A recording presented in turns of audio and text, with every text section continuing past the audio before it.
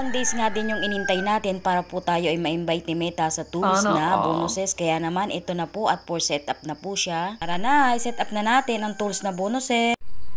At dahil nga invited na tayo ni Meta sa tools na bonuses, kaya naman guys, tara i-set up na po natin. Click lang natin itong setup.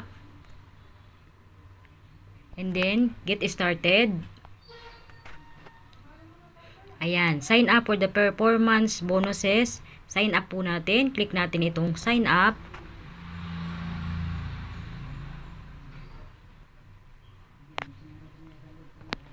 Ayan guys, ito na po yung lumabas. Ayan, ito na po total approximate earning bonuses. Wala pa yan kasi di pa naman. Ngayon pa lang tayo na-invite ni Meta. Kaya naman guys, salamat at tayo po ay na-invite na ni Meta dito po sa tools na Ads on Reels.